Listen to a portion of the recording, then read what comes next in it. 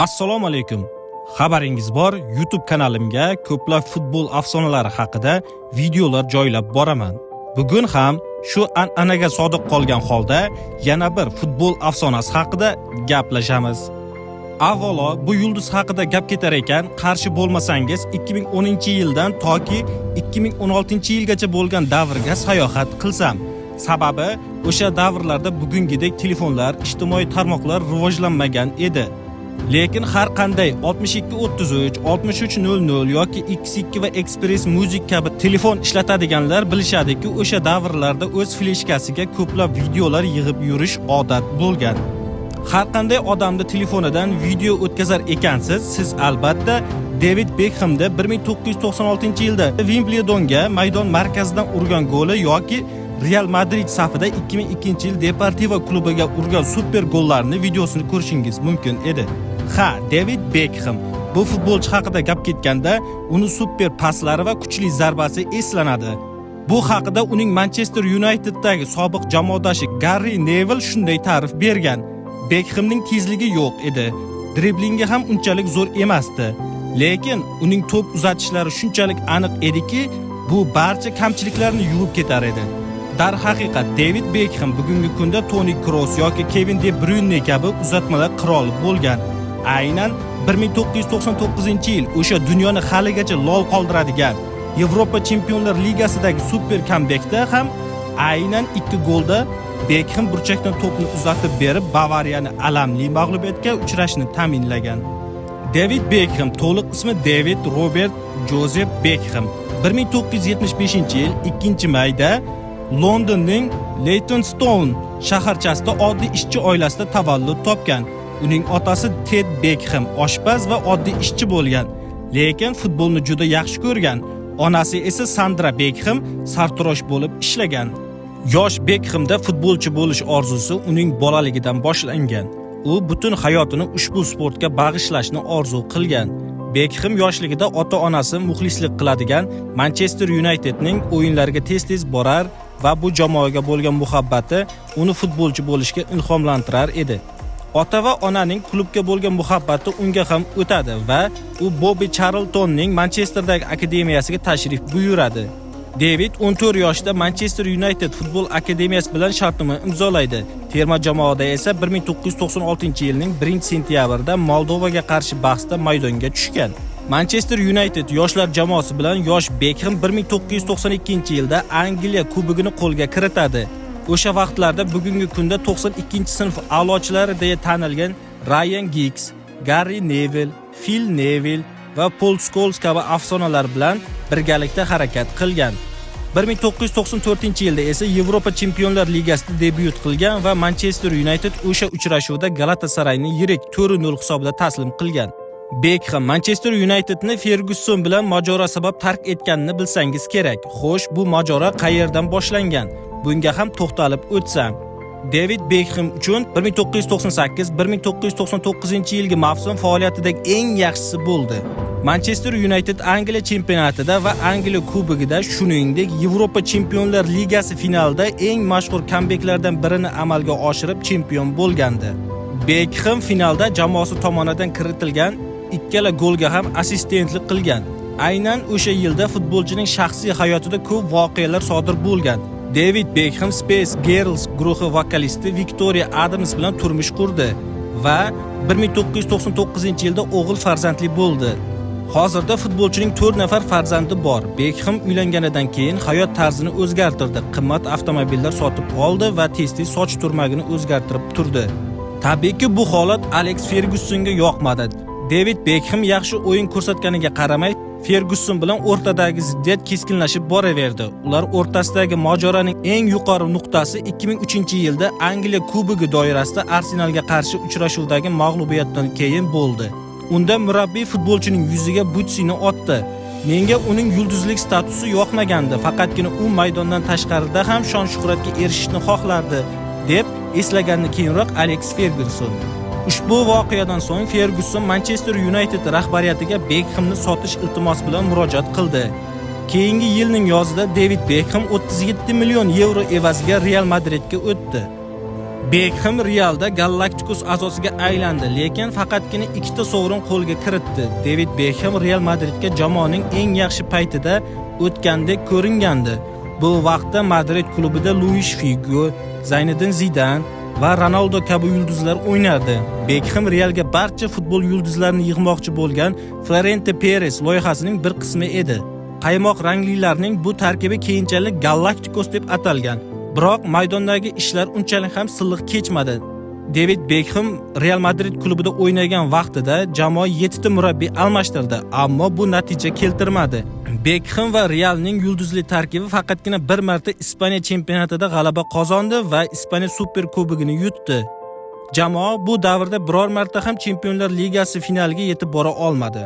Beckham Real bilan yagona chempionligini jamoadagi so'nggi mavsumida qo'lga kiritgan. Muxlislar angliyalik futbolchi bilan shartnomani uzaytirishni xohlashdi. Chunki David Beckham mavsumni yaxshi yakunlagan edi, lekin klub buni istamadi.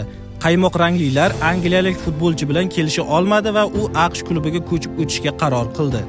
Beckham AQShda futbolga bo'lgan qiziqishni oshirdi va MLSni o'zgartirdi. Futbolchining Los Angeles Galaxy'ga o'tishi katta shovqin keltirib chiqardi.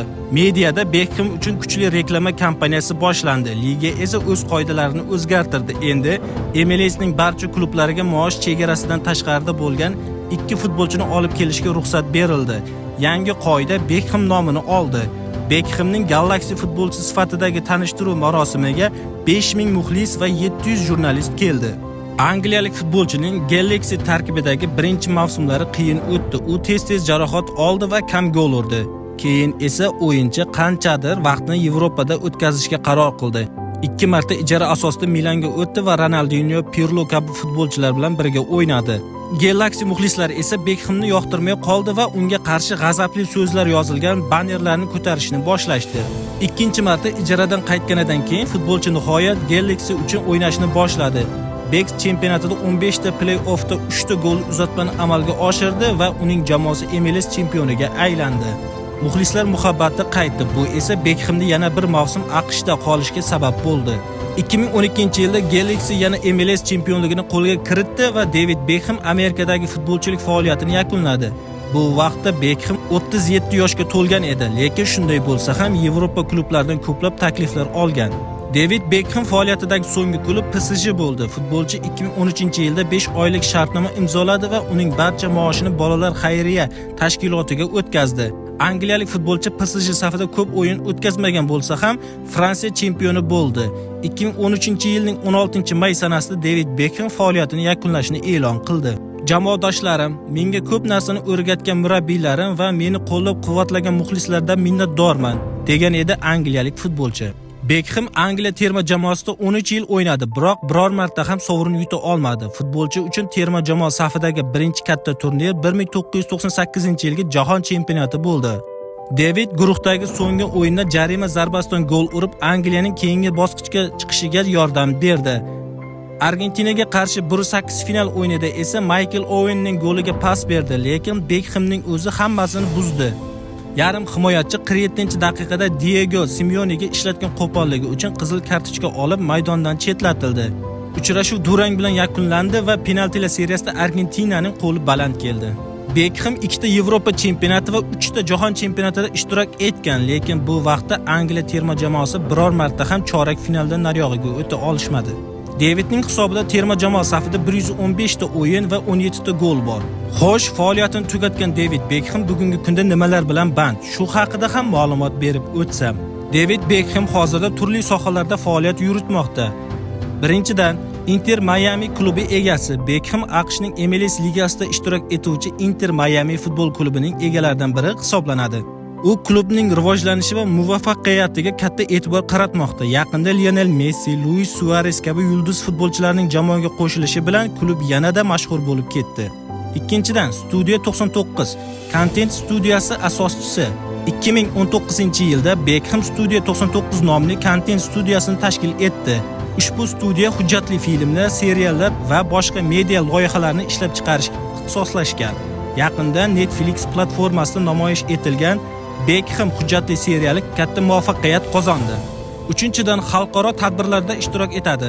Bekhem turli xalqaro tadbirlarda faol qatnashmoqda. Masalan, 2025-yil fevral oyida Londonda bo'lib o'tgan MIP London xalqaro kontent va tarmoq bozori tadbirida Netflixning bosh kontent direktori Bella Bajariya bilan birgalikda sahnaga chiqdi. 4-dan, xayriya faoliyati. Bekhem UNICEFning yaxshi niyat elchisi sifatida bolalar huquqlarini himoya qilish va ularning hayotini yaxshilash yo'lida faoliyat olib bormoqda. Uning xayriya ishlari butun dunyo bo'ylab e'tirof etiladi.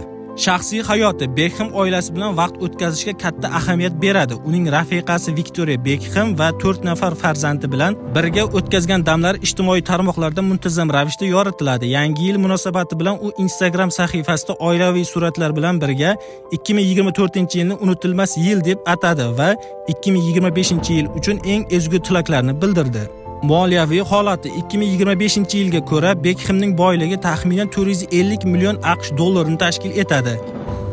Bu mablag' uning futbolchilik faoliyati, reklama shartnomalari va biznes loyihalari orqali to'plangan. Umuman olganda David Bekhem bugungi kunda sport, media, xayriya va biznes sohalarida faoliyat yuritib, global miqyosda ta'sir ko'rsatishda davom etmoqda. Hatto ijtimoiy tarmoqlarda ham juda faoldir. David Bekhem bu nafaqat buyuk futbolchi, balki har tomonlama muvaffaqiyatli shaxs. U maydonda ham, undan tashqarida ham o'zining professionalligi, intizomi va mehnatsevarligi bilan millionlab insonlarga ilhom berishda davom etmoqda. Bugungi kunda ham u futbol, biznes va xayriya ishlarida faol bo'lib, o'z ta'sirini global miqyosda saqlab qolmoqda. Shuningdek, oilaparvar, ajoyib ota va sodiq turmush o'rtoq hisoblanadi. Ha do'stlar, shu bilan yana bir futbol afsonasi haqidagi video o'z nihoyasiga yetdi. Sizdan esa like va kommentariyada izoh yozishingizni so'rab qolardim. Zero bu kanalning rivojiga juda katta yordam bo'lardi. Qolaversa, keyingi video qaysi futbolchi haqida bo'lishini istaysiz? Izohda yozib qoldiring. Keyingi safar aynan o'sha eng ko'p yozilgan futbolchi haqida tayyorlayman. Hozircha esa uchrashganda ko'rishguncha. Xayr.